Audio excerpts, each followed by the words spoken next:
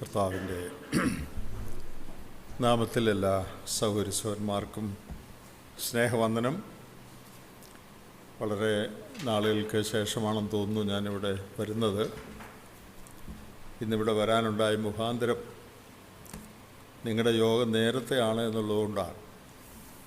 ഞാനൊരു യാത്രയിലാണ്. അപ്പോൾ എൻ്റെ ട്രെയിൻ പിടിക്കണമെങ്കിൽ ഇവിടെ യോഗം കൂടിയാലേ പറ്റുള്ളൂ. വേറെ എവിടെയാണെങ്കിലും ട്രെയിൻ പോകും. അതുകൊണ്ടാണ് തൃശ്ശൂർ തന്നെ കൂടിയിട്ട് ഇവിടുന്ന് ട്രെയിൻ കയറാമെന്ന് വിചാരിച്ചത്. അങ്ങനെയാണ് ഇവിടെ വരാനിടയായത്. നിങ്ങൾ തന്ന സ്വാഗതത്തിനായും സ്നേഹത്തിനായും കർത്താവിൻ്റെ നാമത്തിൽ നന്ദി പറയുന്നു. ദൈവവചന ശുശ്രൂഷയ്ക്കായിട്ട് ഒരു കൊച്ചു വാക്യം പ്രാരംഭമായിട്ട് ഞാൻ വായിക്കാം. അതിനുശേഷം മറ്റു വാക്യങ്ങൾ വായിക്കാനുണ്ട്. അത് സഹോദരന്മാരാരെങ്കിലും ഒന്ന് വായിച്ച് സഹായിച്ചാൽ നല്ലതാണ്.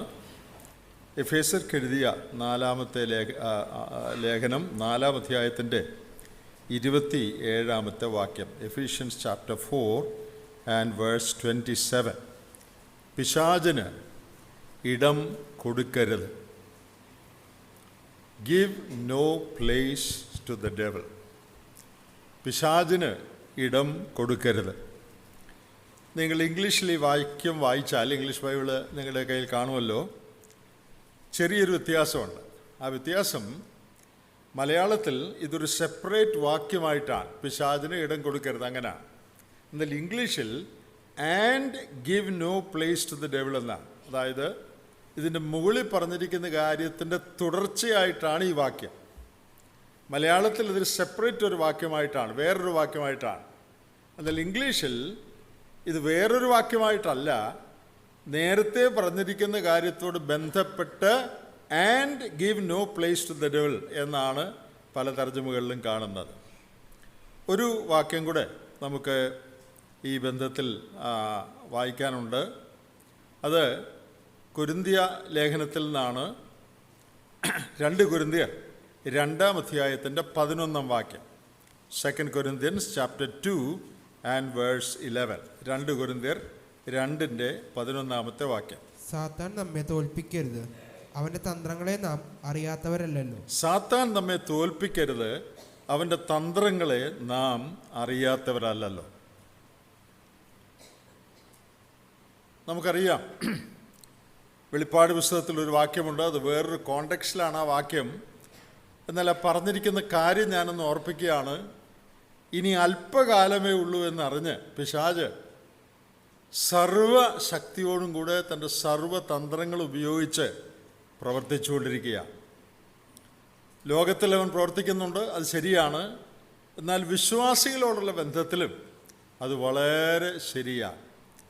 പിശാചിൻ്റെ പ്രവർത്തനങ്ങൾ അനേക കുടുംബങ്ങളിൽ നടന്നുകൊണ്ടിരിക്കുകയാണ്. അത് നിങ്ങൾക്കറിയാം. വ്യക്തിജീവിതങ്ങൾ നടന്നുകൊണ്ടിരിക്കുകയാണ്, സഭകളിൽ നടന്നുകൊണ്ടിരിക്കുകയാണ്. അതിൻ്റെ ദോഷഫലങ്ങൾ അനേക കുടുംബങ്ങളിലും സഭകളിലും ജീവിതങ്ങളിലും നാം അനുദിനം കണ്ടുകൊണ്ടിരിക്കുകയാണ്. ഈ സാഹചര്യത്തിൽ വിശ്വാസികളായി നാം ശ്രദ്ധിക്കേണ്ട ചില കാര്യങ്ങൾ, പിശാചിന് ഇടം കിട്ടാതെ വണ്ണം ശ്രദ്ധിക്കേണ്ട ചില കാര്യങ്ങൾ നിങ്ങളെ ഓർപ്പിക്കാനായിട്ട് ഞാൻ ആഗ്രഹിക്കുകയാണ്. മനസ്സിലാക്കാനുള്ള എളുപ്പത്തിന് പടിപടിയായിട്ട് ഈ കാര്യം പറയാൻ ഞാൻ വിചാരിക്കുന്നു. പിശാചിന് ഇടം കൊടുക്കരുത് എന്ന് പറഞ്ഞിരിക്കുന്നത് അവൻ ഇടം തേടി നടക്കുന്നവനായതുകൊണ്ടാണ്. He is seeking an entry. That is why we are told not to give him an entry. പിശാച് ഇടം തേടി നടക്കുക, അതുകൊണ്ടാണ് ഇടം കൊടുക്കരുത് എന്ന് പറഞ്ഞിരിക്കുന്നത്. പിശാച് ഇടം തേടി നടക്കുകയാണെന്ന് വേദപുസ്തകത്തിൽ പലയിടത്ത് പറഞ്ഞിട്ടുണ്ട്. 1-2 വാക്യങ്ങൾ മാത്രം നിങ്ങളിന്ന് വായിച്ച് കേൾപ്പിക്കട്ടെ. ഇയ്യോബിൻ്റെ പുസ്തകം 1-ാം അധ്യായം അതിൻ്റെ 7-ാമത്തെ വാക്യം. ഇയ്യോബിൻ്റെ പുസ്തകം 1-ാം അധ്യായം 7-ാമത്തെ വാക്യം. Job chapter 1 and verse 7. യഹോവ സാത്താനോട് നീ എവിടെ നിന്ന് വരുന്നു എന്ന് ചോദിച്ചതിന് സാത്താൻ യഹോവയോട് ഞാൻ ഭൂമിയിൽ ഊടാടി സഞ്ചരിച്ചിട്ട് വരുന്നു എന്ന് ഉത്തരം പറഞ്ഞു. പിശാചിനോട് സാത്താനോട് ദൈവം ചോദിച്ചു, നീ എവിടെ നിന്ന് വരുന്നു? അപ്പോൾ സാത്താൻ പറയുകയാണ്, ഞാൻ ഭൂമിയിൽ ഊടാടി സഞ്ചരിച്ച് വരികയാണ്. ഇംഗ്ലീഷിൽ നിങ്ങൾ വായിച്ചാൽ I am going up and down, to and fro, throughout the whole earth. ഭൂമിയിൽ അങ്ങോട്ടും ഇങ്ങോട്ടും തലങ്ങും വിലങ്ങും അവൻ സഞ്ചരിച്ചിട്ട് വരികയാണ്. എന്തിനാ പിശാചി ഈ ഭൂമിയിൽ തലങ്ങും വിലങ്ങും സഞ്ചരിക്കുന്നത്? ഭൂമിയിൽ എല്ലായിടും ഊടാട് സഞ്ചരിക്കുക. എന്തിനാ ഊടാട് സഞ്ചരിക്കുന്നത്? സൈറ്റ് സീയിങ്ങിന് പോവുകയാണോ? ആണോ? ഒരു ടൂറിസ്റ്റായിട്ട് സ്വിറ്റ്സർലൻഡ് ഒന്ന് കണ്ടുകളയാം, ഹിമാലയം ഒന്ന് കണ്ടുകളയാം എന്ന് വിചാരിച്ച് ഇങ്ങനെ ഭൂമിയിൽ എല്ലായിടത്തും കാഴ്ച കാണാൻ നടക്കുകയാണോ? കാഴ്ച കാണാൻ നടക്കല്ല. അവനെന്തിനാ നടക്കുന്നതെന്നറിയാമോ? ദൈവമക്കളുടെ മേൽ ദൃഷ്ടി വെക്കാനായിട്ട്. ഇയ്യോബിൻ്റെ പുസ്തകത്തിൽ തന്നെ നാം അത് താഴെ വായിക്കുന്നുണ്ട്.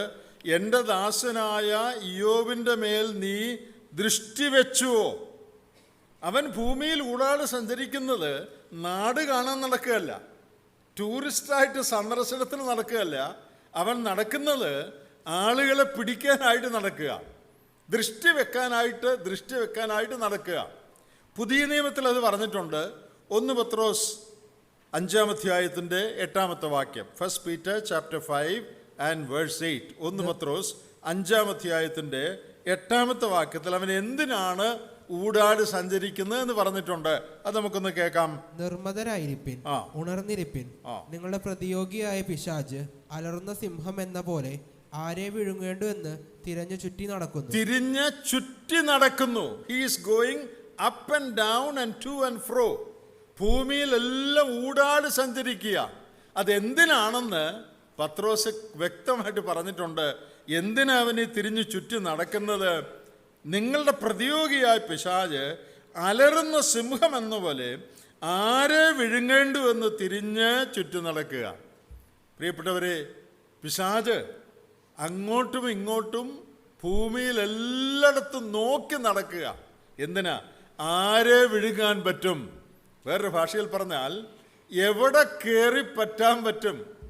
ഏത് സഭയിൽ എനിക്ക് കയറിപ്പറ്റാം, ഏത് കുടുംബത്തിൽ എനിക്ക് കയറിപ്പറ്റാം, ഏത് ജീവിതത്തിൽ എനിക്ക് കയറിപ്പറ്റാം. അതുകൊണ്ട് നമ്മളൊരു കാര്യം ഓർത്തിരിക്കണം. ഇടം കൊടുക്കരുതെന്ന് പറഞ്ഞിരിക്കുന്നത് അവൻ ഇടം തേടി നടക്കുന്നവനായതുകൊണ്ടാണ്. നിങ്ങളുടെ ജീവിതത്തിലും എൻ്റെ ജീവിതത്തിലും കയറിപ്പറ്റാൻ അവൻ ശ്രമിച്ചുകൊണ്ടിരിക്കുക.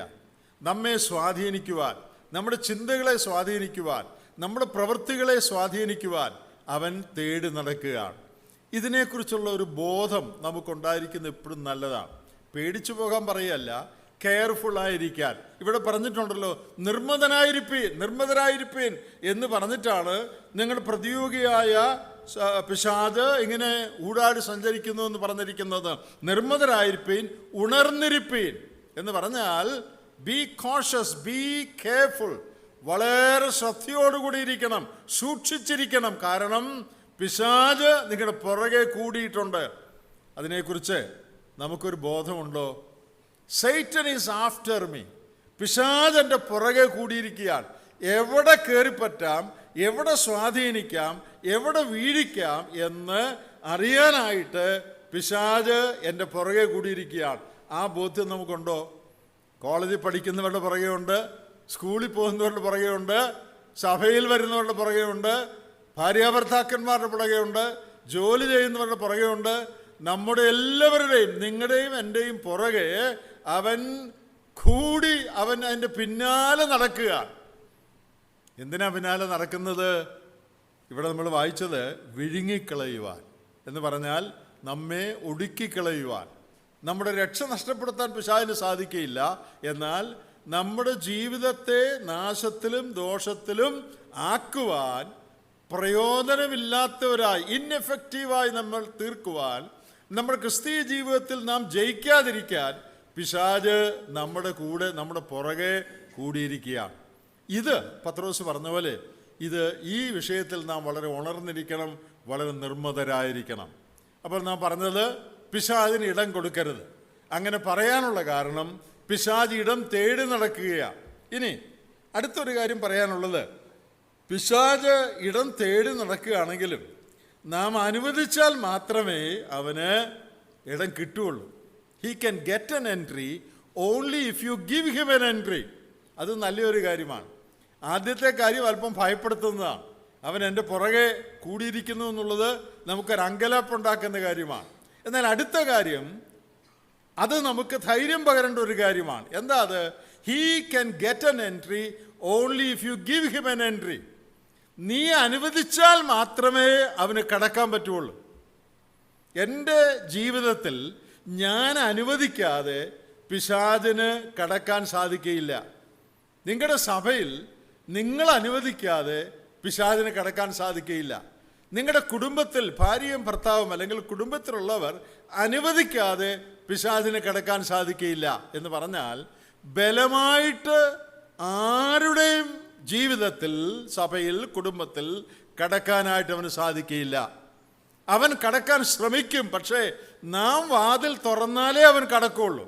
വാതിൽ തുറന്നില്ലെങ്കിൽ കടക്കയില്ല. ഇത് മനസ്സിലാക്കാനായിട്ടൊരു കാര്യം ഞാൻ പറയാം. ഹവ്വയുടെ അടുത്താണ് പിശാച് ആദ്യം വന്നതായിട്ട് നമ്മൾ വായിക്കുന്നത്, അല്ലേ? ഹവ്വയുടെ അടുത്ത് വന്ന് അവളെ ബലമായി വീഴിക്കുകയായിരുന്നോ? അവളെ ബലമായി വീഴിക്കുകയായിരുന്നില്ല. അവളോട് വീഴാനുള്ള വഴികളൊക്കെ പറഞ്ഞു കൊടുത്തു. ആ ഫലം നോക്ക്, അത് വളരെ നല്ലതാണ്, അത് തിന്നാൽ ഇന്നിന്ന ഉപകാരങ്ങളൊക്കെ ഉണ്ടാകും, തിന്നരുതെന്ന് ദൈവം വല്ലതും പറഞ്ഞിട്ടുണ്ടോ, ഇങ്ങനൊക്കെ പറഞ്ഞ് അവളെ വശീകരിച്ച് ആ ഫലത്തിലേക്ക് അവളുടെ ശ്രദ്ധ ഫോക്കസ് ചെയ്ത് അവളെ കൊണ്ടത് ചെയ്യിക്കാനായിട്ട് ശ്രമിച്ചു. അതാണ് പിശാചിൻ്റെ റോളെന്ന് പറയുന്നത്. നമ്മുടെ ജീവിതത്തിലും അങ്ങനെയാണ്. തെറ്റായ കാര്യങ്ങളിലേക്ക് നമ്മുടെ ശ്രദ്ധ ആകർഷിക്കുകയും നമ്മെ അതിലേക്ക് വശീകരിക്കാൻ ശ്രമിക്കുകയും അതിൻ്റെ നന്മവശങ്ങളെന്ന് അവൻ പറഞ്ഞ് മനസ്സിലാക്കാനായിട്ട് ശ്രമിക്കുകയൊക്കെ ചെയ്യും. അത്രേ പിശാചിന് സാധിക്കുകയുള്ളൂ. ബലമായിട്ട് ആ പഴം പറിച്ച് ഹവ്വയുടെ വായിൽ വെച്ചു കൊടുക്കാനായിട്ട് പിശാചിന് അനുവാദമില്ല. നിങ്ങളൊന്ന് ഓർത്തു പോയിക്കേ, ഹവ്വ പറയുകയായിരുന്നു വിചാരിക്കുക, ഇല്ല എനിക്ക് നിൻ്റെ ലെക്ചറൊന്നും കേൾക്കണ്ട, തിന്നരുതെന്ന് ദൈവം പറഞ്ഞിട്ടുണ്ട്, ഞാൻ തിന്നുകയില്ല എന്ന് പറഞ്ഞിരുന്നെങ്കിൽ എന്ത് ചെയ്തേനെ സഹോദരിമാരെന്ന് പറഞ്ഞേ? ഹവ്വ പറയുകയാണ്, ഇല്ല ഞാൻ തിന്നുന്നില്ല, എനിക്കിത് വേണ്ട, നീ പറയുന്നൊന്നും എനിക്ക് കേൾക്കുകയും വേണ്ട, ഗെറ്റ് ലോസ്, പൊയ്ക്കോ എന്ന് പറഞ്ഞിരുന്നേ പിശാച് എന്ത് ചെയ്തേനെ? പിശാച് ആ പഴം പറിച്ച് ഹവ്വയുടെ വായിൽ, ഹിന്ദിയിൽ പറയുന്ന പോലെ ജബർദസ്തി, ബലമായിട്ടില്ല, നീ തിന്നേ പറ്റുള്ളൂ, വാ തുറക്ക് എന്ന് പറഞ്ഞ് തീറ്റിക്കുമായിരുന്നോ? തീറ്റിക്കുകയില്ല. അതിനുള്ള അനുവാദം പിശാചിനില്ല. പിശാചിന് ദൈവം കൊടുത്തിട്ടുള്ള ലിമിറ്റഡ് ഫ്രീഡം, പരിമിതമായ സ്വാതന്ത്ര്യം പരീക്ഷിക്കാൻ അനുവാദം കൊടുത്തിട്ടുണ്ട്, വശീകരിക്കാനായിട്ട് അനുവാദം കൊടുത്തിട്ടുണ്ട്. പക്ഷേ ആ ഫലം തീറ്റിക്കാനായിട്ട് പിശാചിന് അനുവാദമില്ല. നമ്മുടെ ജീവിതത്തിൽ നമ്മെ വശീകരിക്കുവാനും ആകർഷിക്കുവാനും തെറ്റായ വഴികളിലേക്ക് നയിക്കുവാനും വഴക്കുണ്ടാക്കാനും പിണങ്ങാനും അസൂയപ്പെടാനും ഒക്കെയുള്ള മാർഗങ്ങൾ പിശാച് നമുക്ക് ഓതിത്തരികയും അതിലേക്ക് നയിക്കാൻ ശ്രമിക്കുകയും ചെയ്യും. പക്ഷേ അത് വേണോ വേണ്ടിയോ തീരുമാനിക്കുന്നത് നമ്മളാണ്. ഇത് വളരെ പ്രധാനപ്പെട്ടൊരു കാര്യമാണ്. പ്രിയപ്പെട്ടവരെ, നമ്മുടെ ആത്മീയ ജീവിതത്തിൽ നാം പരാജയപ്പെട്ടാൽ അതിന് ഉത്തരവാദി ആരാണെന്നറിയാം? നമ്മളെല്ലാം പിശാചിൻ്റെ മേൽ കെട്ടിവെക്കുക. കാര്യം പിശാച് കൊള്ളരാത്തവനാണെങ്കിലും അവൻ ചെയ്യാത്ത കാര്യത്തിന് അവനെ കുറ്റം പറയല്ലേ.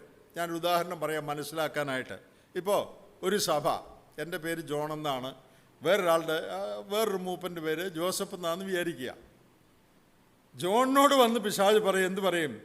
ഈ ജോസഫ് വലിയ ആളാകാൻ നോക്കുന്നുണ്ട്, അവന് സ്ഥാനം കൊടുത്താൽ നിന്നെ അവൻ ഔട്ടാക്കും, അതുകൊണ്ട് പുള്ളി പറയുന്ന ഒരു കാര്യവും സമ്മതിക്കല്ലേ, പുള്ളിയുടെ പോക്ക് ശരിയല്ല, എന്നോട് എന്ന് പറഞ്ഞു. ജോസഫിനോട് എന്ന് പറയും, ആ ജോൺ പറയുന്ന ഒരു കാര്യവും സമ്മതിച്ചു കൊടുക്കല്ല, പുള്ളി മേധാവിയാകാൻ ശ്രമിക്കുകയാണ്, അതുകൊണ്ട് അടുത്ത ആലോചനാ യോഗത്തിൽ നീ വേണ്ട നടപടി എടുത്തോണം. ഞങ്ങളെ രണ്ടുപേരെയും പറഞ്ഞ് ബോധ്യപ്പെടുത്തി. അടുത്ത മീറ്റിങ്ങിൽ ഞാനൊരു അഭിപ്രായം പറഞ്ഞപ്പോൾ ജോസഫ് പറഞ്ഞു, അതിവിടെ നടക്കുകയില്ല. ജോസഫ് ഒരു അഭിപ്രായം പറഞ്ഞപ്പോൾ ഞാൻ പറഞ്ഞു, അതിവിടെ നടക്കുകയില്ല. രണ്ടുപേരും സമ്മതിക്കുകയില്ല. അപ്പം പിന്നെ ജോസഫ് ഗ്രൂപ്പ് പറഞ്ഞു, എന്നാൽ പിന്നെ ഒരു കാര്യം ചെയ്യ്, ഞങ്ങൾ ഹോളി കൂടിക്കോളാം, നിങ്ങൾ അവിടെ എങ്ങാനും മറ്റേ ഷെഡിലെങ്ങാനും കൂട്. അങ്ങനെ സഭ പിരിഞ്ഞു. എന്നിട്ട് നമ്മൾ പറഞ്ഞുകൊണ്ട് നടക്കുന്നത് എന്താ പറഞ്ഞുകൊണ്ട് നടക്കുന്നത്? പിശാച് ഞങ്ങളുടെ സഭ ഭിന്നിച്ചു. പിശാചാണോ ഭിന്നിച്ചേ? ഒന്ന് പറഞ്ഞേ, പിശാചാണോ സഭ ഭിന്നിച്ചേ? ആരാ ഭിന്നിച്ചേ? ജോണും ജോസഫും കൂടെയാ സഭ ഭിന്നിച്ചേ. എന്നിട്ട് ലോകം മുഴുവൻ പറയുന്നത് പിശാച് ഭിന്നിച്ചെന്നാണ്. പിശാചിന് സഭ രണ്ടാക്കാൻ ഒക്കുമായിരുന്നെങ്കിൽ ലോകത്തിലെ എല്ലാ സഭയും പിശാച് രണ്ടാക്കിയേനെ. ഇതാരാ സഭ രണ്ടാക്കിയത്? നമ്മളെ രണ്ടാക്കിയത്. എന്നിട്ട് പറയുന്നത് പിശാച് രണ്ടാക്കിയെന്നാ. പിശാചിന് അതിലൊരു റോളുണ്ട്, ഒരു പങ്കുണ്ട്. എന്താ പങ്ക്? ഈ രണ്ടാളുകളെ പിടിച്ച് അവർക്ക് ഓതിക്കൊടുത്തു, പിണങ്ങാനുള്ള മാർഗം പറഞ്ഞു കൊടുത്തു. അസൂയയും ദ്വേഷവും അവരുടെ ഉള്ളിൽ കുത്തിവെക്കാൻ ശ്രമിച്ചു. അത്രേ പിശാച് ചെയ്തുള്ളൂ. എന്നാൽ ഞങ്ങൾ രണ്ടുപേരും പറയുകയായിരുന്നു വിചാരിക്കുക, ഇല്ല, സഭയിൽ വഴക്കുണ്ടായാൽ ഞങ്ങൾ സമ്മതിക്കുകയില്ല. ചില അഭിപ്രായ വ്യത്യാസമൊക്കെ ഞങ്ങൾ തമ്മിലൊക്കെ ഉണ്ട്, സാരമില്ല, ഞങ്ങൾ ക്ഷമിച്ച് വഹിച്ച് അഡ്ജസ്റ്റ് ചെയ്ത് പോയിക്കോളാം, ഒരു പിണക്കവും ഈ സഭയിൽ ഞങ്ങൾ സമ്മതിക്കുകയില്ല എന്ന് പറഞ്ഞിരുന്നെങ്കിൽ സഭ ഭിന്നിക്കയില്ലായിരുന്നു. പ്രിയപ്പെട്ടവരെ, നമ്മളാണ് കുഴപ്പമുണ്ടാക്കുന്നത്, പിശാചല്ല. എന്നിട്ട് എല്ലാവരും പിശാചിനെ കുറ്റം പറയുക. പിശാച് സഭ രണ്ടാക്കി, പിശാച് ഞങ്ങളുടെ കുടുംബത്തെ പിരിച്ചു, പിശാച് അത് ചെയ്തു, ഇത് ചെയ്തു. ശരിയല്ല, അവൻ പ്രവർത്തിച്ചു എന്നുള്ളത് ശരിയാണ്. പക്ഷേ നീ യേശു പറഞ്ഞുകൊണ്ടാണ് അവൻ നിൻ്റെ കുടുംബത്തിൽ കയറി പറ്റിയത്. നീ സമ്മതിച്ചുകൊണ്ടാണ് അവൻ നിൻ്റെ സഭയിൽ കയറി പറ്റിയത്. നീ വാതിൽ തുറന്നു കൊടുത്തുകൊണ്ടാണ് അവൻ നിൻ്റെ ജീവിതത്തിൽ വന്നത്. അവൻ കുഴപ്പം ഉണ്ടാക്കാൻ ശ്രമിച്ചു എന്നുള്ളത് ശരിയാണ്. പക്ഷെ കുഴപ്പം ഉണ്ടായത് നീ സമ്മതിച്ചുകൊണ്ടാണ്. ഞാനൊരു കാര്യം പറയട്ടെ, ഞാൻ സമ്മതിക്കാതെ എന്നെ വീഴിക്കാൻ പിശാചിന് സാധിക്കില്ല. നിങ്ങൾ സമ്മതിക്കാതെ, നിങ്ങൾ അനുവാദം കൊടുക്കാതെ, നിങ്ങൾ യേശു പറയാതെ നിങ്ങളെ വീഴിക്കാൻ പിശാചിന് സാധിക്കില്ല. അതുകൊണ്ട് വളരെ ഗൗരവതരമായൊരു സത്യം ഡിറൈവ് ചെയ്യാൻ. എന്താണെന്നറിയാമോ? I am responsible my own spiritual life. ഇതിന് ലോകത്തിൽ ആരെയും കുറ്റം പറയല്ലേ. ഇവിടെ മൂപ്പൻ്റെ കുഴപ്പം കൊണ്ടാണ് ഇപ്പം ഞാൻ പിന്മാറ്റത്തിലായിരിക്കുന്നത്. മൂപ്പൻ്റെ കുഴപ്പം കൊണ്ടല്ല, മൂപ്പൻ ചിലപ്പോൾ വല്ല കുഴപ്പം കാണിച്ച് കാണുമായിരിക്കും. നീ പിന്മാറ്റത്തിലായിരിക്കുന്നത് ദൈവവുമായുള്ള നിൻ്റെ വഴി ശരിയല്ലാത്ത കൊണ്ടാണ്. എൻ്റെ ഭാര്യയുടെ കുഴപ്പം കൊണ്ടാണ് ഇപ്പം ഞാൻ ഇങ്ങനെ ആയിരിക്കുന്നത്, ഭർത്താവിൻ്റെ കുഴപ്പം കൊണ്ടാണ്. അല്ല, അവരൊക്കെ കുഴപ്പം കാണിക്കുന്നുണ്ടായിരിക്കും, പക്ഷേ ദൈവവുമായുള്ള നിൻ്റെ ഇടപാട് ശരിയല്ലാത്തതുകൊണ്ടാണ് നീ പിന്മാറ്റത്തിലായിരിക്കുന്നത്. ലോകത്തിൽ ഒരു മനുഷ്യനെയും നമ്മുടെ ആത്മീയ വീഴ്ചയ്ക്ക് പഴിചാരുവാൻ നമുക്ക് സാധിക്കില്ല. അവരൊക്കെ അതിൽ ഒരു പങ്ക് വഹിച്ചു കാണും. പക്ഷേ you are ultimately responsible for your own spiritual life. നിന്റെ ആത്മീയ ജീവിതത്തിന് നീയാണ് ഉത്തരവാദി. അപ്പനെ പറയേണ്ട, അമ്മയെ പറയേണ്ട, ഭാര്യയെ പറയേണ്ട, ഭർത്താവിനെ പറയേണ്ട, വേറെ ആരെയും പറയേണ്ട. അവരൊക്കെ പ്രവർത്തിച്ചു കാണും, പക്ഷേ നീ സമ്മതിച്ചുകൊണ്ടാണ് നീ വീണത്. അതിന് വേറെ ആരെയും പഴിചാരാൻ സാധിക്കയില്ല. അതുകൊണ്ട് നമ്മുടെ ആത്മീയ ജീവിതത്തിലെ കുഴപ്പങ്ങൾക്ക് ദൈവം നമ്മെ ഉത്തരവാദികളാക്കി പിടിക്കുന്നു. God will hold us responsible for our failures in our spiritual life. ഈ കാര്യം നമ്മൾ മനസ്സിലാക്കണം. ഇത് മനസ്സിലാക്കാതെ ലോകത്തിൽ ബാക്കിയുള്ളവരെല്ലാം കുറ്റം പറഞ്ഞ് അവരെ കൊണ്ടാണ് ഞാൻ ഇങ്ങനെ ആയത്, അവർ കാരണമാണ് ഞാൻ സഭയിൽ വരാത്തത്, ഇയാൾ കാരണമാണ് ഞാൻ വേദപുസ്തകം വായിക്കാത്തത്, ഇതൊന്നും പറഞ്ഞിട്ട് ഒരു കാര്യവുമില്ല. മനുഷ്യരെ കളിപ്പിക്കാമെന്നല്ലാതെ ദൈവസന്നിധിയിൽ ഇതൊന്നും മതിയായ ന്യായമല്ല. ഞാൻ നേരെ നടക്കാൻ തീരുമാനിച്ചാൽ ലോകത്തിലെ ഒരു ശക്തിക്കും എന്നെ അതിൽ നിന്ന് വ്യതിചലിപ്പിക്കാൻ സാധിക്കില്ല. ഞാൻ ദൈവമുൻപാകെ നേരോടെ നടക്കാൻ തീരുമാനമുള്ളവനാണെങ്കിൽ, അനുദിനം ഞാൻ ദൈവത്തോട് ചേർന്ന് നടക്കുന്നവനാണെങ്കിൽ, പിശാചിനോ അവൻ്റെ ശക്തികൾക്കോ എന്നെ വീഴിക്കാൻ ഒരു നിലയിലും സാധിക്കയില്ല. അവൻ ശ്രമിക്കുമെന്നുള്ളത് ശരിയാണ്. നമുക്കറിയാം, പഴയ നിയമത്തിലെ യോസേപ്പിൻ്റെ കാര്യത്തിൽ വളരെ വലിയൊരു പരീക്ഷ യോസേപ്പിനുണ്ടായി. പക്ഷേ യോസേപ്പ് വീണില്ല. ദാവീദിന് പരീക്ഷയുണ്ടായി, പക്ഷെ ദാവീദ് വീണു. ഇതിൽ ആരാ ഉത്തരവാദി? ദൈവമാണോ ഉത്തരവാദി, അതോ പിശാചാണോ ഉത്തരവാദി? യോസേപ്പിൻ്റെ അടുത്ത് പരീക്ഷ വന്നപ്പോൾ നോ, വേണ്ട എന്ന് യോസേപ്പ് പറഞ്ഞു, അതുകൊണ്ട് അവൻ വീണില്ല. ദാവീദിൻ്റെ അടുത്ത് പരീക്ഷ വന്നപ്പോൾ യേസ് എന്നവൻ പറഞ്ഞു, അതുകൊണ്ട് അവൻ വീണു. അവരവരാണ് അവരവരുടെ ആത്മീയ ജീവിതത്തിന് ഉത്തരവാദികൾ. ഈ കാര്യം നാം മനസ്സിലാക്കണം. ബാക്കിയുള്ളവരെ പഴിചാരുന്നത് നമ്മൾ നിർത്തണം. എൻ്റെ ആത്മീയ ജീവിതത്തിന് ഞാൻ ദൈവസന്നിധിയിൽ ആൻസറബിളാണ്. എൻ്റെ ആത്മീയ വളർച്ചയ്ക്ക് അല്ലെങ്കിൽ വീഴ്ചയ്ക്ക് I am accountable and answerable to God. ഇത് ഞാൻ മനസ്സിലാക്കണം. പ്രിയപ്പെട്ടവരെ, എത്രയോ ഗൗരവമേറിയ ഒരു സത്യമാണത്.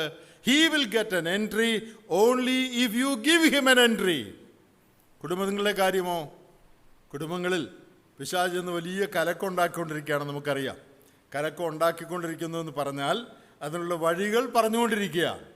എന്നാൽ കുടുംബത്തിലുള്ളവരത് സമ്മതിക്കുന്നതുകൊണ്ടാണ് കുടുംബം കലങ്ങുന്നത്. സമ്മതിച്ചില്ലായിരുന്നെങ്കിൽ കുടുംബം കലങ്ങുകയില്ലായിരുന്നു.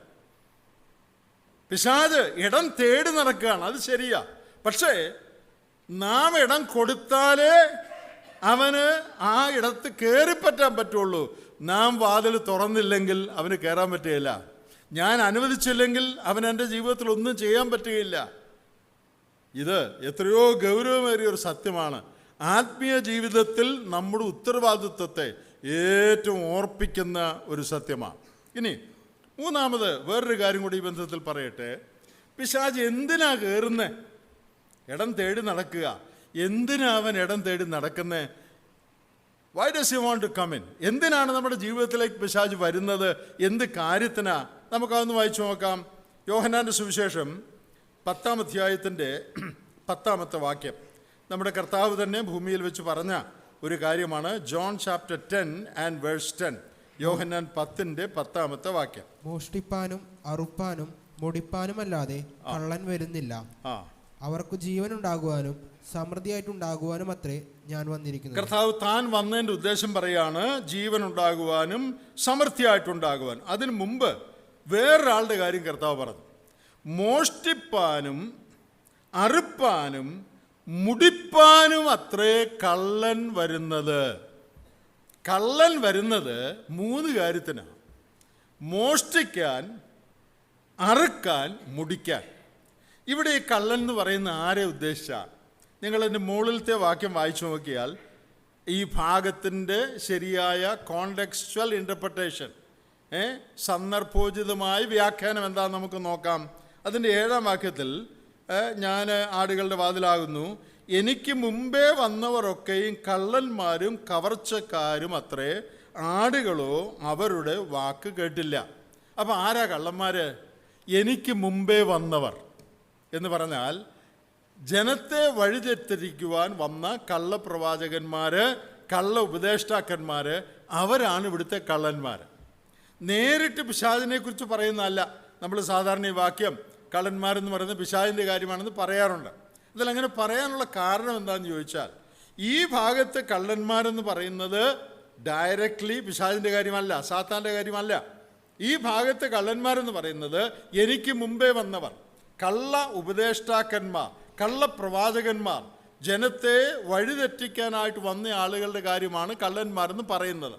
എന്നാൽ ആ കള്ള ഉപദേഷ്ടാക്കന്മാരെ, പ്രവാചകന്മാരെ പ്രോംപ്റ്റ് ചെയ്ത് വിട്ടത്, അല്ലെങ്കിൽ അവരുടെ പിന്നിൽ പ്രവർത്തിച്ചത് പിശാചാണ്.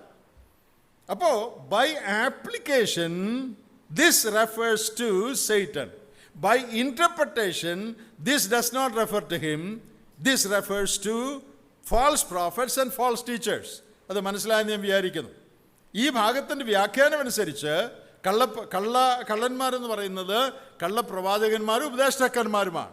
എന്നാൽ അതിൻ്റെ ആപ്ലിക്കേഷനിൽ അതിൻ്റെ പിന്നിൽ പ്രവർത്തിച്ചത് പിശാചാണ്. സാത്താനാണ് ഈ കള്ളപ്രവാചകന്മാരെയും കള്ളോപദേഷ്ടാക്കന്മാരെയും ഒക്കെ ജനത്തെ തെറ്റിക്കുന്നതിന് പ്രോംപ്റ്റ് ചെയ്ത് അയച്ചത്. ആ അർത്ഥത്തിൽ പിശാചിൻ്റെ പങ്ക് ഇവിടെ വ്യക്തമാവുകയാണ്. ആട്ടെ, അവൻ വരുന്നത് എന്തിനാണ്? അവൻ വരുന്നത് മോഷ്ടിക്കാനാണ്. എൻ്റെ സഹോദരന്മാരെ, നമ്മുടെ ജീവിതത്തിൽ പിശാച് കിടക്കുന്നത് എന്തിനാണെന്നറിയാമോ? മോഷ്ടിക്കാനാണ്. എന്ത് മോഷ്ടിക്കാനാണ്? കള്ളന്മാർ വരുന്നത് എന്ത് മോഷ്ടിക്കാനാണ്? വിലപിടിപ്പുള്ളത് മോഷ്ടിക്കാനാണ്, അല്ലേ? കള്ളം വന്നേച്ച് എൻ്റെ മോടെ റിബൺ എടുത്തുകൊണ്ട് പോയി. അങ്ങനെ ആരെങ്കിലും പറഞ്ഞ് ഞങ്ങൾ കേട്ടിട്ടുണ്ടോ? ഉണ്ടോ? കൊച്ചു തലയെ കുത്തുന്ന സ്ലൈഡ് കള്ളൻ രാത്രി വന്ന് എടുത്തുകൊണ്ട് പോയി. കള്ളം വരുന്നത് സ്ലൈഡും റിബണും എടുക്കാനല്ല, നിൻ്റെ മൊബൈൽ എടുക്കാൻ, നിനക്ക് ആഭരണം ഉണ്ടെങ്കിൽ അതെടുക്കാൻ, സ്വർണം എടുക്കാൻ, നിൻ്റെ ലാപ്ടോപ്പ് എടുക്കാൻ, കാശുണ്ടെങ്കിൽ അതെടുക്കാൻ. അതിനാ കള്ളം വരുന്നത്. അല്ലാതെ നിൻ്റെ ചീപ്പ് എടുത്തുകൊണ്ട് പോയി കള്ളൻ. അങ്ങനെ കള്ളന് ചീപ്പ് എടുക്കാനല്ല വരുന്നത്. പിശാച് നമ്മുടെ ജീവിതത്തിൽ കയറുന്നത് എന്തിനാണെന്നറിയാമോ? നമ്മുടെ ജീവിതത്തിൽ വിലപിടിപ്പുള്ളതെല്ലാം അവൻ എടുത്തുകൊണ്ട് പോകും. എന്താ വിലപിടിപ്പുള്ളത് നമ്മുടെ ജീവിതത്തിൽ? സാമ്പത്തികമായ കാര്യമല്ല ഞാൻ പറയുന്നത്.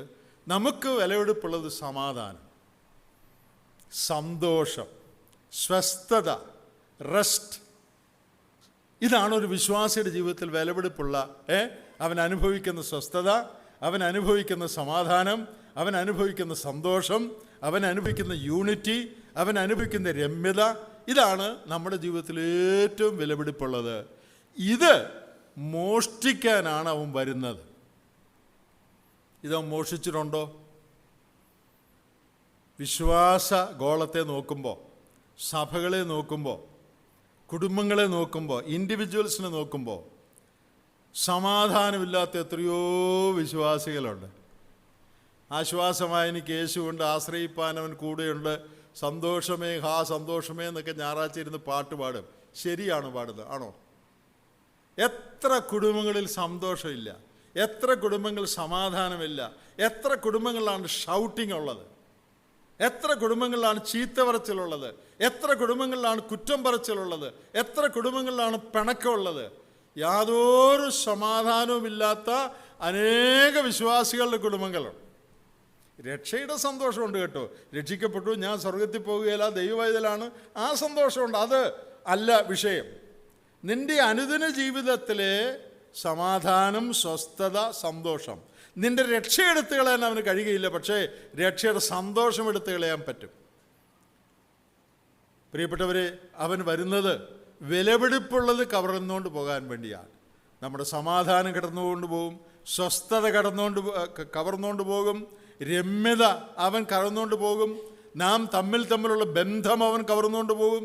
എത്രയോ സഭകളിലാണ് ഈ ബന്ധങ്ങൾ അവൻ കവർന്നുകൊണ്ട് പോയിരിക്കുന്നത്. അതുകൊണ്ട് തമ്മിൽ കണ്ടാൽ മിണ്ടുകയില്ല, സ്നേഹമില്ല, കരുതലില്ല, പിണക്കാണ്, വഴക്കാണ്, കേസാണ്, എന്തെല്ലാം കാര്യങ്ങളാണ് വിശ്വാസികളുടെ ജീവിതത്തിൽ. എന്താ സംഭവിച്ചത്? അവനെ അകത്ത് കയറ്റിയുകൊണ്ട് അവൻ മോഷ്ടിച്ചുകൊണ്ട് പോയി, അത്രയേ ഉള്ളൂ. ഞാൻ പറയട്ടെ, നിങ്ങളുടെ നാട്ടിൽ ഒരു ചെറിയ കള്ളനുണ്ടെന്ന് വിചാരിക്കുക. അവൻ കള്ളനാണെന്ന് എല്ലാവർക്കും അറിയാം. ഒരു ദിവസം അവൻ സന്ധ്യയ്ക്ക് നിങ്ങളുടെ വീട്ടിൽ വന്നു. സാറേ, ഞാൻ ഒരു വഴിക്ക് പോവുകയായിരുന്നു, പക്ഷേ ലാസ്റ്റ് ബസ് അങ്ങ് പോയി. ഇനിയിപ്പോൾ എൻ്റെ വീട്ടിൽ തിരിച്ചു പോകണേ ഒത്തിരി ദൂരം, അതുകൊണ്ട് ഒന്ന് ഇവിടെ കിടന്നേച്ച് ഞാൻ വെളുപ്പിന് 5 മണിക്ക് പോയിക്കോളാം, ഒന്ന് കയറ്റി കിടത്തിയാൽ മതി, നിങ്ങൾക്ക് പരിചയമുള്ള ആളാണ്. അപ്പം നിങ്ങൾ വിചാരിച്ച ആൾ കള്ളനാളിൽ സാരമില്ല, ഒരു രാത്രിയുടെ കാര്യമല്ലേ ഉള്ളൂ, കിടന്നോളാൻ പറഞ്ഞു. കയറ്റി കിടത്തി. 5 മണിക്ക് അവൻ പറഞ്ഞ പോലെ പോവുകയും ചെയ്തു. നിങ്ങൾ രാവിലെ എഴുന്നേറ്റ് മേശപ്പുറത്ത് ഫോൺ നോക്കുക. മൊബൈൽ എന്ത് ചെയ്യും? ഭാര്യയോട് ചോദിച്ചു, എൻ്റെ നീ എങ്ങാനും എൻ്റെ ഫോൺ എടുത്തോ? ഭാര്യ പറഞ്ഞു, നിങ്ങളുടെ ഫോൺ ഞാൻ എന്തിനാണ് എടുക്കുന്നത്, നിങ്ങൾ തരാറുമില്ലല്ലോ. അപ്പോൾ പിന്നെ എവിടെ പോയി ഈ ഫോൺ? കുറച്ച് കഴിഞ്ഞ് ഷർട്ടിൻ്റെ പോക്കറ്റ് നോക്കിയപ്പോൾ പേഴ്സും ഇല്ല. പിന്നെ വാച്ച് വെച്ചെടുത്ത് നോക്കിയപ്പോൾ വാച്ചും ഇല്ല. ഇതെല്ലാം എവിടെ പോയി? അപ്പോൾ മനസ്സിലായി ഇവൻ എടുത്തുകൊണ്ട് പോയതാ. ഭാര്യയും ഭർത്താവും കൂടി കെട്ടിപ്പിടിച്ച് കരയുക, അടി എൻ്റെ അടി എല്ലാം പോയടി. വല്ല കാര്യമുണ്ടോ കരഞ്ഞിട്ട്? ഉണ്ടോ? ഇവൻ കള്ളനാന്ന് നിങ്ങൾക്ക് അറിയാമായിരുന്നു അല്ലേ? അവൻ്റെ ജോലി കക്കുകയാണെന്ന് നിങ്ങൾക്ക് അറിയാമായിരുന്നു. എന്നിട്ട് അവനെ വീട്ടിൽ കയറ്റി, എന്നിട്ട് അവൻ കട്ടുകൊണ്ട് പോയതിന് കരയുക. ബ്രദറെ, ഒന്ന് പ്രാർത്ഥിക്കണേ ഞങ്ങളുടെ പിള്ളേർക്ക് വേണ്ടി. ഭയങ്കര പ്രശ്നമാണ്. എന്താ കാര്യം? പാടില്ലാത്ത മാർഗങ്ങളിൽ കല്യാണം കഴിച്ചു. ദൈവത്തിന് പ്രാധാന്യം കൊടുക്കാത്ത നിലയിലുള്ള തീരുമാനങ്ങൾ ജീവിതത്തിൽ ചെയ്തു. അതിൻ്റെ ദോഷം ജീവിതത്തിൽ അനുഭവിക്കുക. എന്നിട്ടിപ്പോൾ ബാക്കിയുള്ളവരുടെ പുറകെ നടക്കുക, ഒന്ന് സഹായിക്കണേ, അത് അങ്ങനെ പ്രാർത്ഥിക്കണേ എന്ന് പറയുന്നത് തെറ്റാണെന്നൊന്നും പറയാനല്ല ഞാനിത് പറഞ്ഞത്. നാം തന്നെയാണ് പല പ്രശ്നങ്ങൾക്കും റെസ്പോൺസിബിൾ എന്ന് പറയാനാണ്. പിശാചിനെ അകത്ത് കയറ്റിയ, വേറൊരു ഭാഷയിൽ പറഞ്ഞാൽ, ദൈവത്തിൻ്റെ പ്രമാണം വിട്ട് വിവാഹം കഴിച്ചാൽ, ദൈവത്തിൻ്റെ പ്രമാണം വിട്ട് ജീവിതത്തിൽ തീരുമാനങ്ങൾ ചെയ്താൽ, ധനമുണ്ടാക്കാൻ മറ്റു കാര്യങ്ങൾക്ക് വേണ്ടി ദൈവവഴി വിട്ട് കാര്യങ്ങൾ ചെയ്താൽ അത് പിശാചിന് ഇടം കൊടുക്കുക. അവൻ ജീവിതത്തിൽ പലതരത്തിലുള്ള കുഴപ്പങ്ങളുണ്ടാക്കും. നീ കരയേണ്ടി വരും, ദുഃഖിക്കേണ്ടി വരും. പിന്നീട് ദുഃഖിച്ചിട്ട് കാര്യമില്ല. ഇവൻ വരുന്ന ഇതിനാണെന്ന് അറിയാം. അവൻ മോഷ്ടിപ്പാനാണ് വരുന്നത്. പ്രിയപ്പെട്ടവരെ, ഒരു കാരണവശാലും അവനെ വീട്ടിൽ കയറ്റി കിടത്തല്ല. വീട്ടിൽ കയറ്റി കിടത്തിയാൽ അവൻ ഇത് മോഷ്ടിച്ചുകൊണ്ട് പോകും. ഇതറിഞ്ഞിട്ട് എന്തിനാ അവനെ വീട്ടിൽ കയറ്റുന്നത്? ഇതാണ് പിശാചിൻ്റെ പണിയെന്ന് വേദപുസ്തകത്തിൽ വലിയ അക്ഷരത്തിൽ എഴുതിയിട്ടിട്ടുണ്ട്. പിശാച് വരുന്ന എന്തിനാണെന്ന് ഇതിനകത്തുണ്ട്. അവൻ്റെ വഴിയെ നാം പോയാൽ എന്തെല്ലാം ദോഷം വരുമെന്ന് ദൈവാത്മാവ് എഴുതി തന്നിട്ടുണ്ട്. ഇതെല്ലാം എഴുതി തന്നിട്ടും ഈ വേദപുസ്തകം 50 വർഷമാണ് വായിക്കുന്നു. എന്നിട്ടും പിശാചിൻ്റെ ഒരു തന്ത്രം വരുമ്പോൾ അതിനോട് ചേരുക. പിന്നെന്ത് സംഭവിക്കും? പിന്നെ അനേക നാളുകൾ ദുഃഖവും ദുരിതവും കണ്ണീരും സങ്കടവും വല്ല ആവശ്യമുണ്ടോ?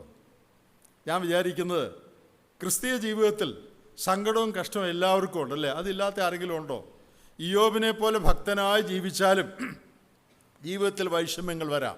നമ്മുടെ ജീവിതത്തെക്കുറിച്ചുള്ള ദൈവത്തിൻ്റെ ശുദ്ധീകരണ പ്രക്രിയ ആയിരിക്കാം, ദൈവത്തിൻ്റെ ഉദ്ദേശങ്ങൾ സാധിക്കാനായിരിക്കാം, തൻ്റെ പുത്രൻ്റെ സ്വരൂപത്തോട് നമ്മെ അനുരൂപരാക്കാനായിരിക്കാം.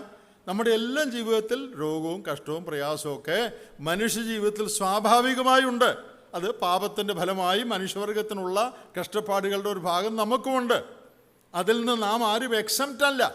എന്നാൽ അതിൽ നാം വിഷമിക്കേണ്ട. കാരണം ദൈവം നമ്മുടെ നന്മയ്ക്കായി അനുവദിക്കുന്ന ബുദ്ധിമുട്ടുകൾ, പ്രയാസങ്ങൾ അത് സഹിക്കാനും വഹിക്കാനും ഒക്കെ ദൈവം സഹായിക്കും. അതിന് ദൈവം നീക്കുപോക്കുകൾ ഉണ്ടാക്കും. ഞാൻ അതിൻ്റെ കാര്യം അല്ല പറയുന്നത്, അതെല്ലാവർക്കും ഉണ്ട്. എന്നാൽ ഇതല്ലാതെ നാമായിട്ട് വരുത്തി വയ്ക്കുന്ന അനേക കഷ്ടങ്ങളുണ്ട്. എൻ്റെ അനുഭവത്തിൽ അനേകരുടെ പ്രശ്നങ്ങളിൽ ഞാൻ ഇടപെട്ടിട്ടുണ്ട്, എപ്പോഴും ഇടപെട്ടുകൊണ്ടിരിക്കുകയാണ്. അനേകരവരുടെ സങ്കടം വന്ന് പറയാറുണ്ട്. എനിക്കൊരു കാര്യം ബോധ്യപ്പെട്ടിട്ടുണ്ട്, വിശ്വാസികൾ അനുഭവിക്കുന്ന സങ്കടങ്ങളിലും ദുഃഖങ്ങളിലും വലിയൊരു പങ്ക് അവർ തന്നെ വരുത്തി വെച്ചതാണ്. ഇയ്യോബിൻ്റെ പോലെ വന്നതല്ല. അനേകരും അനുഭവിക്കുന്ന കഷ്ടം അവർ വരുത്തി വെച്ചതാണ്. അവരാണ് ഇതിന് ഉത്തരവാദികൾ. ഞാൻ ചോദിക്കുന്നത്, മനുഷ്യജീവിതത്തിൽ അല്ലേ തന്നെ സങ്കടവും കഷ്ടവും ഇഷ്ടം പോലെ ഉണ്ടല്ലേ? ഭക്തിയായി ജീവിച്ചാലും ഉണ്ട്. പിന്നെ നമ്മളായിട്ട് കഷ്ടവും സങ്കടവും വരുത്തി വെക്കണോ? നമ്മളായിട്ട് നമ്മുടെ കുടുംബങ്ങളെ തകർക്കണോ? നമ്മളായിട്ട് നമ്മുടെ ജീവിതങ്ങളെ നശിപ്പിക്കണോ? എന്തിനാണ് ആവശ്യമില്ലാത്ത കഷ്ടവും സങ്കടവും നമ്മുടെ ജീവിതത്തിൽ നാം വരുത്തി വെക്കുന്നത്? ഇന്ന് അനേക വിശ്വാസികളും ദൈവം നമ്മുടെ നന്മയ്ക്ക് അനുവദിക്കുന്ന കഷ്ടങ്ങളുടെ കാര്യമല്ല ഞാൻ പറയുന്നത്, അത് എല്ലാവർക്കും ഉണ്ട്. എന്നാൽ അഡീഷണലായിട്ട് ആവശ്യമില്ലാത്ത ദുഃഖം, ആവശ്യമില്ലാത്ത സങ്കടം, ആവശ്യമില്ലാത്ത ഹൃദയവേദന, ആവശ്യമില്ലാത്ത മനപ്രയാസം അനേക വിശ്വാസികൾ തലയെ വലിച്ചു വെച്ചിരിക്കുകയാണ്. എന്നിട്ട് കരഞ്ഞുകൊണ്ട് നടക്കുകയാണ് എല്ലാവരുടെയും മുമ്പിൽ. വല്ല കാര്യമുണ്ടോ? എൻ്റെ സഹോദരന്മാരെ, സങ്കടം വരുത്തി വെക്കല്ലേ. സങ്കടത്തെ വിളിച്ചു വരുത്തരുത്. ദുഃഖവും മനപ്രയാസവും നിങ്ങളുണ്ടാക്കരുത്. ദൈവം അനുവദിക്കുന്നത് അത് ദൈവം കൃപ വരും സഹിക്കാൻ. നമ്മളായിട്ടുണ്ടാക്കരുത്. അനേകരുടെ ജീവിതത്തിലും ഇന്ന് അനുഭവിക്കുന്ന അനേക കഷ്ടങ്ങൾ അവർ തന്നെ വരുത്തി വെക്കുന്നതാണ്. എന്താ കാര്യം?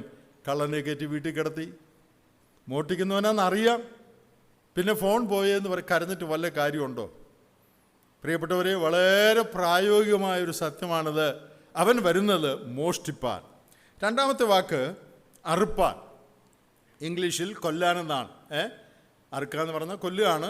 കിൽ എന്നാണ് ഇംഗ്ലീഷിൽ. പിശാചിനെ കയറ്റിയാൽ, അവൻ ഇടം കൊടുത്താൽ അവൻ കൊല്ലും. പിശാച് കൊന്ന ആരെയും നിങ്ങൾക്ക് അറിയാമോ? വേദപുസ്തകത്തിൽ അറിയാം. Anyone whom Satan killed or cause their death. മരണം വരുത്തി വെച്ച വല്ലവരെയും നിങ്ങൾക്കറിയാം. വേദപുസ്തകത്തിൽ എഴുതിയിട്ടുണ്ട്. ഞാൻ ചുമ്മാ പറയല്ല, അങ്ങനെ എഴുതിയിട്ടുണ്ട്. ഒന്ന് ചിന്തിച്ചു നോക്കിയേ. പുതിയ നിയമത്തിൽ വല്ലവരുടെയും മരണത്തിന് അവൻ ഉത്തരവാദിയായിരുന്നായിട്ട് അറിയാമോ? പ്രവർത്തികളുടെ പുസ്തകം 5-ാം അധ്യായം എന്നെടുത്തേ. ആക്ട്സ് ചാപ്റ്റർ 5 അതിൻ്റെ 3-ാമത്തെ വാക്യം ഒന്ന് വായിച്ചു നോക്കിയേ. 5:3. അപ്പോൾ പത്രോസ്, അനന്യാസേ, പരിശുദ്ധാത്മാവിനോട് വ്യാജം കാണിപ്പാനും നിലത്തിന്റെ വിലയിൽ കുറെ എടുത്തു വയ്പാനും സാത്താൻ നിന്റെ ഹൃദയം കൈവശമാക്കിയത്. സാത്താൻ നിന്റെ ഹൃദയം കൈവശമാക്കിയത് എന്ത്? അന്യാസിന് സഫീരയുടെയും സംഭവമാണ്. അവിടെ പത്രോസ് ചോദിക്കുന്ന ചോദ്യമാണ്, സാത്താൻ നിന്റെ ഹൃദയത്തെ കൈവശമാക്കി എന്ന് പറഞ്ഞാൽ എന്താ അതിൻ്റെ അർത്ഥം? സാത്താൻ അവരുടെ ചിന്തയെ സ്വാധീനിക്കുവാൻ അവർ അനുവദിച്ചു, അവർ വാതിൽ തുറന്നു. അതാണ് ആ ചോദിക്കുന്നതിൻ്റെ അർത്ഥം. അനന്യാസിനോട് ചോദിക്കുകയാണ്, why did you allow Satan to influence your mind? നിന്റെ മനസ്സിനെ നിയന്ത്രിക്കാൻ സാത്താനെ നീ അനുവദിച്ചതെന്ത്? ഇനി ബാക്കി പറഞ്ഞ് ഇനി വാക്യം നോക്കാതെ എല്ലാവർക്കും അറിയാം. അങ്ങനെ അനുവദിച്ചുകൊണ്ട് എന്ത് പറ്റി? അനന്യാസിന് എന്ത് പറ്റി പറഞ്ഞേ? തീർന്നു അല്ലേ? കഥ കഴിഞ്ഞ്. സഫീറയ്ക്കും അപ്പം ആരായി കൊന്നേ? നേരിട്ട് സാത്താൻ കൊന്നെന്ന് പറയല്ല, അവരുടെ മരണത്തിന് പിന്നിൽ പ്രവർത്തിച്ചത് പിശാചാണ്. He comes to kill. ജീവിതങ്ങളെ കൊന്നൊടുക്കും. ഇവിടെ ഇവരുടെ മരണത്തിൻ്റെ ഉത്തരവാദി പിശാചാണ്. ഉത്തരവാദി എന്ന് പറഞ്ഞാൽ പിശാചിൻ്റെ സ്വാധീനത്തിന് അവർ കീഴ്പ്പെട്ടു. വേറെ പഴയമത്തിൽ വല്ല വാക്യമുണ്ടോ? പഴയമത്തിലുണ്ട്. പിന്നെ നിങ്ങൾ വായിച്ചു നോക്കിയാൽ മതി. 1 ദിനവൃത്താന്തം 21-ാം അധ്യായം. ജനത്തെ എണ്ണുവാൻ സാത്താൻ ദാവീദിന് തോന്നിച്ചു. സാത്താൻ തോന്നിച്ചു, അങ്ങനെ എഴുതിയിട്ടുണ്ട് അവിടെ. യോവാബ് പറഞ്ഞു, സാറേ എണ്ണാനൊന്നും പോകണ്ട, ദൈവം സാറിനെ അനുഗ്രഹിക്കട്ടെ, ഇപ്പോഴുള്ളതിനേക്കാൾ 10 മടങ്ങ് ജനങ്ങളെ വർദ്ധിപ്പിക്കട്ടെ, ഇപ്പോൾ എണ്ണാൻ പോകണ്ട. ഒരു പക്ഷേ ദാവീദിൻ്റെ അഹങ്കാരത്തിൽ നിന്നോ ഞങ്ങൾ വലിയ കൂട്ടമാണ് എന്നുള്ള ചിന്തയിൽ നിന്നൊക്കെ ആയിരിക്കാം. അവിടെ അങ്ങനെ എഴുതിയിട്ടില്ല. അതായിരിക്കാം കാരണം. വേറെ ചില കാരണങ്ങളൊക്കെ വേദപണ്ഡിതന്മാർ പറയുന്നുണ്ട്. എന്തെങ്കിലും ആട്ടെ, സാത്താൻ്റെ പ്രേരണ അനുസരിച്ച് അപ്പോൾ യോവാബ് പറഞ്ഞിട്ട് ദാവീദ് കേട്ടില്ല. യോവാബ് പറഞ്ഞു ദാവീദ് പറഞ്ഞു, you shut up, just do what I say. നീ മിണ്ടായിരി, ഞാൻ പറയുന്നങ്ങ് ചെയ്താൽ മതി. അപ്പോൾ യോവാബ് അത് ചെയ്തു. അതിൻ്റെ താഴോട്ട് നിങ്ങളൊന്ന് വായിച്ചു നോക്കണേ. മഹാമാരിയാൽ 70,000 പേര് മരിച്ചു. Who cause that death? ആ മരണം ആര് നിമിത്തം വന്ന? ദാവീദാണ് മുഖാന്തരം. അതിൻ്റെ പുറകിൽ സാത്താൻ തോന്നിച്ചതനുസരിച്ച് ചെയ്തതുകൊണ്ട് മരണം വന്നതാണ്. അപ്പോൾ ഇവിടെ പറയാണ്, he comes to steal, then he comes to kill. അവൻ മോഷ്ടിപ്പാൻ വരുന്നു, പിന്നെ അറുക്കാൻ, കൊല്ലാൻ വരുന്നു. മൂന്നാമത് ഒരു വാക്കോടെ ഇവിടെയുണ്ട്, മുടിപ്പാൻ. മലയാളത്തിലെ ഭയങ്കര ഒരു വാക്കല്ലേ, നമ്മൾ സാധാരണ പറയുന്ന ഒരു വാക്കല്ലാതെ. മുടിഞ്ഞു പോകുക എന്നൊക്കെ വളരെ മോശമായൊരു വാക്കായിട്ട് നമ്മൾ വിചാരിക്കുന്നു. എന്നാൽ അങ്ങനെ ഇവിടെ തർജ്ജമ ചെയ്തിരിക്കുന്നു. He comes to steal, kill and totally destroy. മുഴുവനും നശിപ്പിക്കാൻ. നിങ്ങൾ വടക്കേന്ത്യയിൽ ഉത്തർപ്രദേശിലൊക്കെ നടക്കുന്ന കാര്യങ്ങളൊക്കെ പത്രത്തിൽ വായിക്കുന്നുണ്ടല്ലോ. ശത്രുക്കളുടെ അല്ലെങ്കിൽ ഇഷ്ടമില്ലാത്തവരുടെ അവരുടെ നിർമ്മാണമൊക്കെ അനധികൃതമാണെന്നൊക്കെ പറഞ്ഞ് ബുൾഡോസർ കൊണ്ടൊന്ന് ഇടിച്ച് കളയുക. പിന്നെ വല്ലതും ഉണ്ടോ? പിന്നെ ആ വീട് റിപ്പയർ ചെയ്യാൻ പറ്റുമോ? ബുൾഡോസർ വന്ന് ഇടിച്ചാൽ പിന്നെ റിപ്പയർ ചെയ്യാൻ പറ്റുമോ? 2 കല്ലെറിഞ്ഞാൽ വേണേൽ നമുക്ക് റിപ്പയർ ചെയ്യാം. ബുൾഡോസറും കൊണ്ട് വന്ന് ഇടിച്ച് കളഞ്ഞാൽ പിന്നെ ബിൽഡിംഗ് ഇല്ല, തകർന്നു, തരിപ്പണമായി. പ്രിയപ്പെട്ടവരെ, ചില സഭകൾ, ചില കുടുംബങ്ങൾ, ചില ജീവിതങ്ങൾ പിശാച് ബുൾഡോസർ കൊണ്ടുവന്ന് ഇടിച്ച് കളഞ്ഞിരിക്കുക. നിങ്ങൾക്കറിയാമോ അങ്ങനെയുള്ള കുടുംബങ്ങളെ? അറിയാമോ? എനിക്കറിയാം. എന്ന് പറഞ്ഞാൽ ഒരു നിലയിലും റിപ്പയർ ചെയ്യാൻ പറ്റത്തില്ല. ദൈവം വിചാരിച്ച് വെക്കുമായിരിക്കും. മാനുഷികമായ നിലയിൽ ഒരു നിലയിലും റിപ്പയർ ചെയ്യാൻ പറ്റത്തില്ല. പ്രശ്നമെന്ന് പറഞ്ഞാൽ ഊരാക്കുടുക്ക. അപ്പൻ, മക്കൾ, അമ്മ, മരുമോള്, ബന്ധുക്കാര് മുഴുവൻ. ഞങ്ങളൊക്കെ അങ്ങനെയുള്ള ചിലയിടത്തൊക്കെ ഇടപെട്ടിട്ടുണ്ട്. പിന്നെ പിന്മാറി. കാരണം ബുൾഡോസർ കൊണ്ട് ഇടിച്ചിരിക്കും. പിന്നെ ആ വീട് റിപ്പയർ ചെയ്ത് കൊടുക്കണമെന്ന് പറഞ്ഞാൽ ഏത് കൗൺസിലറെ കൊണ്ടുവെക്കും? റിപ്പയർ ചെയ്യാൻ പറ്റത്തില്ല. കാരണം ബുൾഡോസർ വന്ന് ഇടിച്ചതാ. നിങ്ങളുടെ ജീവിതത്തിൽ സൂക്ഷിച്ചില്ലെങ്കിൽ ബുൾഡോസറും കൊണ്ട് വന്ന് നിങ്ങളുടെ ജീവിതത്തെ അവൻ ഇടിക്കും. ചെറിയ പ്രശ്നങ്ങൾ ഉണ്ടാക്കുന്ന കാര്യമല്ല, നശിപ്പിക്കും. ഇവിടുത്തെ വാക്ക് മുടിച്ചു കളയും. എത്രയോ കുടുംബങ്ങളെ അവൻ മുടിച്ചിട്ടുണ്ട്. ഇനി എങ്ങനെയാണിത് റിപ്പയർ ചെയ്യുന്നത്, എങ്ങനെയാണ് റിസ്റ്റോർ ചെയ്യുന്നത്, എങ്ങനെ ഇത് ശരിയാക്കാൻ പറ്റും? ഒരു പിടുത്തവും ഇല്ല. ആര് നോക്കിയാലും പറ്റുന്നില്ല. ചില സഭകളുടെ കാര്യം അങ്ങനെയാണ്. വഴക്കുണ്ടാക്കി, പിണങ്ങി, പിന്നെയും പിരിഞ്ഞു. എന്ത് ചെയ്താൽ ശരിയാകത്തില്ല. എത്ര വർഷമായിട്ടും ശരിയാകത്തില്ല. മുകളിലൊരു സഭ, താഴെ ഒരു സഭ. നിങ്ങൾക്ക് ചിലർക്ക് അറിയാമായിരിക്കും. എത്ര വർഷമായെന്നറിയാമോ? അവിടെ പാടുമ്പോൾ നാഥാതിൻ നാമം എത്രയോ ശ്രേഷ്ഠമെന്ന് അവിടെ പാടുമ്പോൾ താഴെ യേശുവേ നീ സ്വർഗത്തിൽ എൻ്റെ നാമം എഴുതി. 2 പേരും പാടുക. 2 പേരും ആത്മാവിലും സത്യത്തിലും. അതാ അതിൻ്റെ ഒരു രസം. 2 പേരും പറയുന്നത് ഞങ്ങൾ എങ്ങനെ ആരാധിക്കുന്നത്? സത്യത്തിലും ആത്മാവിലും, ആത്മാവിലും സത്യത്തിലും. 2 കൂട്ടരും വിട്ടുകൊടുക്കുകയില്ല. 25 വർഷം 30 വർഷമായിട്ട് തുടരുക. ആര് വിചാരിച്ചിട്ട് ഒക്കുന്നില്ല. നമ്മുടെ ഇടയിൽ പല ശ്രേഷ്ഠന്മാരായ ആളുകളൊക്കെ പോയി നോക്കി, ആര് വിചാരിച്ചാലും ഒക്കുകയല്ല. ബുൾഡോസർ ഒന്ന് ഇടിച്ചിരിക്കുക, ഇനി റിപ്പയർ ചെയ്യാൻ വലിയ പ്രയാസമാണ്. ഞാനിത് പറഞ്ഞത് എന്തിനാണെന്ന് നിങ്ങൾക്ക് മനസ്സിലായല്ലോ. പിശാചിന് ഇടം കൊടുത്താൽ അവൻ മോഷ്ടിക്കും, അവൻ കൊല്ലും, മാത്രമല്ല അവൻ മുടിക്കും. എന്തോ ഒരു ഭയാനകമായ പ്രയോഗങ്ങളാണ്. എൻ്റെ സൗരസോന്മാരെ, സമാധാനത്തിലും സ്വസ്ഥതയിലും സന്തോഷത്തിലും ഐക്യത്തിലും കഴിയേണ്ട എത്രയോ ജീവിതങ്ങൾ, എത്രയോ കുടുംബങ്ങൾ, എത്രയോ സഭകൾ സമാധാനമില്ലാതെ, ഐക്യതയില്ലാതെ, സന്തോഷമില്ലാതെ, ജയമില്ലാതെ കഴിയുക. ഭയപ്പെടുത്തുന്ന കാര്യങ്ങളാണ്. ഈ കഴിഞ്ഞ ദിവസം ഒരു പ്രൊഫഷണൽ എന്ന് പറഞ്ഞാൽ നമ്മുടെ സഹോദരൻ തന്നെയാണ്, ക്വാളിഫൈഡ് കൗൺസിലറാണ് അദ്ദേഹം. ഫാമിലീസിനെയൊക്കെ ഒത്തിരി കൗൺസിൽ ചെയ്യുന്ന ആളാണ്. എന്നെ വിളിച്ചു, അങ്ങളെ ഒരു ഹെൽപ്പ് വേണം, ഒരു അഡ്വൈസ് വേണം. ഞാൻ പ്രൊഫഷണൽ കൗൺസിലറല്ല, ഞാൻ ആത്മീയമായ ആലോചനകളൊക്കെ പറയാറുണ്ട് എന്നുള്ളതേ ഉള്ളൂ, അല്ല ഞാൻ ക്വാളിഫൈഡ് ഒരു കൗൺസിലറല്ല. എന്നാൽ ഇദ്ദേഹം അങ്ങനെ ക്വാളിഫൈഡായ കൗൺസിലറാണ്. അദ്ദേഹം എന്നെ വിളിച്ചു. എന്താ പ്രശ്നം? ഒരു പെൺകുട്ടി, വിശ്വാസിയായ ഒരു പെൺകുട്ടിയാണ്. അവൾ മറ്റൊരു ക്രിസ്തീയ സമൂഹത്തിൽപ്പെട്ട ഒരു പയ്യനുമായിട്ട് അടുപ്പത്തിലായി. അപ്പോൾ കല്യാണം കഴിക്കണമെന്നായി. അപ്പം വീട്ടുകാരും നാട്ടുകാരും എല്ലാം എതിർത്തു. മോളെ നീ പോകല്, അവൻ അവിശ്വാസിയാണ്, അവിശ്വാസിയെ കല്യാണം കഴിക്കാൻ പാടില്ല, പ്രമാണം തെറ്റിച്ചു പോവുകയാണ്, ഒരു കാരണവശാലും നീ കല്യാണം കഴിക്കല്ല്. നിങ്ങൾക്കറിയാമല്ലോ, ഇതിലൊക്കെ പിള്ളേർ വീണ് പോയാൽ പിന്നെ ആര് പറഞ്ഞാലും കേൾക്കുകയില്ല. അപ്പനും അമ്മയും പറഞ്ഞാൽ കേൾക്കുകയില്ല, സഭക്കാരും പറഞ്ഞാൽ. കാരണം they are bent upon that. എല്ലാവരുടെയും അഭിപ്രായത്തെ മറികടന്ന് പിശാചിന് ഇടം കൊടുത്തു, കല്യാണം കഴിച്ചു. കുറച്ച് നാളായി. ഇപ്പം കൗൺസിലിങ്ങിന് ചെന്നിരിക്കുക നമ്മുടെ സഹോദരൻ്റെ അടുത്ത്.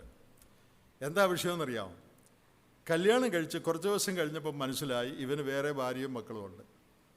അപ്പോൾ ഇനിയിപ്പോൾ എന്തോ ചെയ്യും? എന്നെ വിളിച്ച് ചോദിക്കുക, അങ്ങളെ എന്തോ പറയേണ്ടേ അവളോട്? കൗൺസിലർ എന്നോട് ചോദിക്കുക. എൻ്റെ മനസ്സിലുണ്ടായൊരു ധാരണ പറഞ്ഞു. ഞാൻ പറഞ്ഞു, ഇത് എന്നേക്കാൾ ഇതറിയാവുന്ന വേറൊരു ദൈവദാസനുണ്ട്, കുറച്ചുകൂടെ നന്നായിട്ട് മറുപടി പറയാൻ. അദ്ദേഹത്തോട് ചോദിക്കാൻ പറഞ്ഞു വിട്ടു. പ്രശ്നം, ഇത് വിവാഹമോചനം നടത്താമോ? അത് ഡിവോഴ്സാണോ? ഇവനെ പിരിഞ്ഞ ഇവക്ക് രണ്ടാമത് കല്യാണം കഴിക്കാമോ? അത് റീമാരേജ് ആണോ? അത് വേദപുസ്തക പ്രകാരം ശരിയാണോ?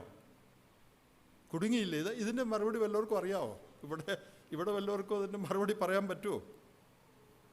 ഇതാ ബുൾഡോസർ കൊണ്ടുവന്ന് ഇടിച്ചെന്ന് പറഞ്ഞ പിശാചിനെ അനുവദിച്ചു. ദൈവത്തിൻ്റെ ഇഷ്ടമോ ആലോചനയോ ചോദിക്കാതെ, ഒരു ഉദാഹരണം പറഞ്ഞതേ ഉള്ളൂ, ദൈവത്തിൻ്റെ ആലോചനയോ ഹിതമോ അന്വേഷിക്കാതെ പിശാചിന് ഇടം കൊടുത്ത് സ്വന്തം വഴിയെ പോയി. അപ്പം അവനെന്തോ എഴുതു?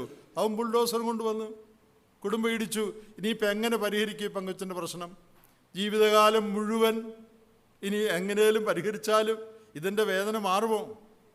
എൻ്റെ സഹോദരന്മാരെ, നാം ബുദ്ധികെട്ടവരാകരുത്.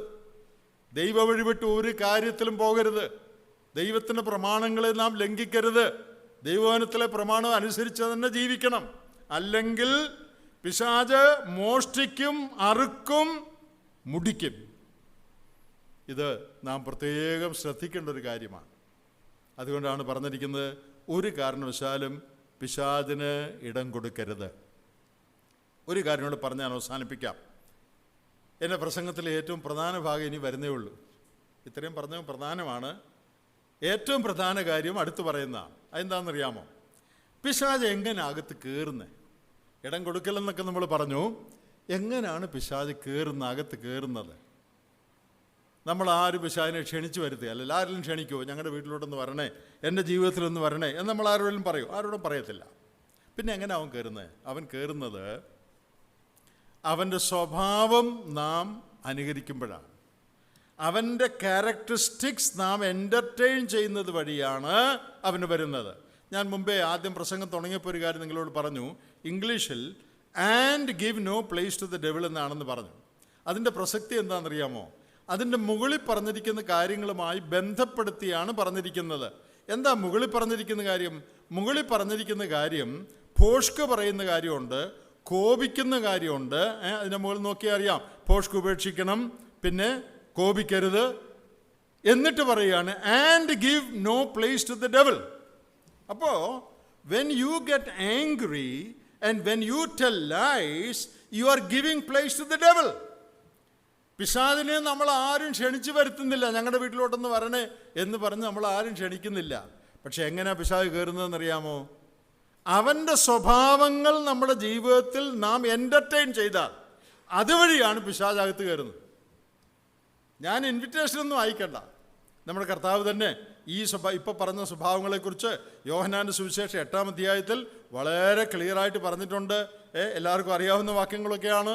പിശാചിനെക്കുറിച്ച് പറഞ്ഞിരിക്കുന്നത് അവൻ ഭോഷ്ക് പറയുന്നവനും അതിൻ്റെ അപ്പനുമാകുന്നു. 44-ാം വാക്യം, 8-44. പിന്നെ ആ വാക്യത്തിൽ പറയുന്നുണ്ട് അവൻ ആദ്യം മുതൽ കുലപാതകനാകുന്നു. യോഹന്നാൻ്റെ ലേഖനത്തിൽ യോഹന്നാൻ പറയുന്നത് ശ്രദ്ധിക്കുക.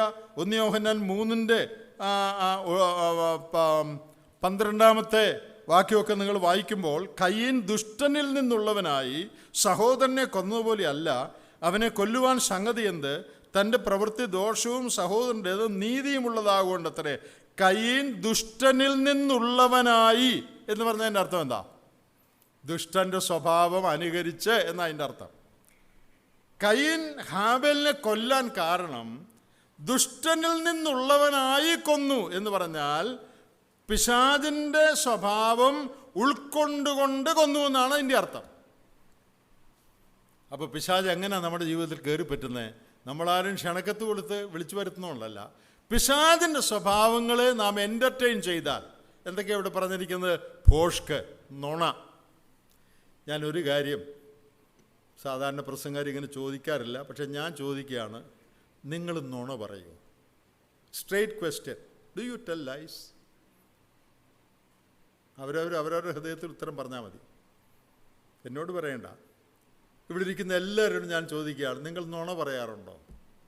നിങ്ങളുടെ ആരുടെയും കാര്യം എനിക്കൊന്നും അറിഞ്ഞുകൂടെ കേട്ടോ, ഒന്നും അറിഞ്ഞുകൊണ്ട് ചോദിച്ചല്ല. പക്ഷേ അനേകരുടെ കാര്യം എനിക്കറിയാം. അനേക വിശ്വാസികൾ നുണ പറയും. നിങ്ങൾക്കും അറിയാമായിരിക്കും അല്ലേ? അനേക വിശ്വാസികളും നുണ പറയും. അപ്പോൾ നുണ പറയുമ്പോൾ എന്താ പറ്റുന്നതെന്നറിയാം?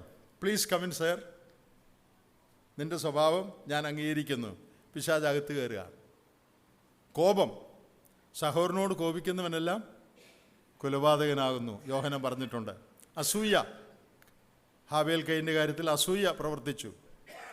അപ്പോൾ പിശാചിൻ്റെ സ്വഭാവങ്ങളായി തിരുവെഴുത്തിൽ പറഞ്ഞിരിക്കുന്ന ഭോഷ്ക്, കോപം, കുലപാതകം, അസൂയ, ഈ കാര്യങ്ങൾ, വേറെ ലിസ്റ്റ് ഒത്തിരി ഉണ്ട്, എല്ലാവർക്കും അറിയാമല്ലോ.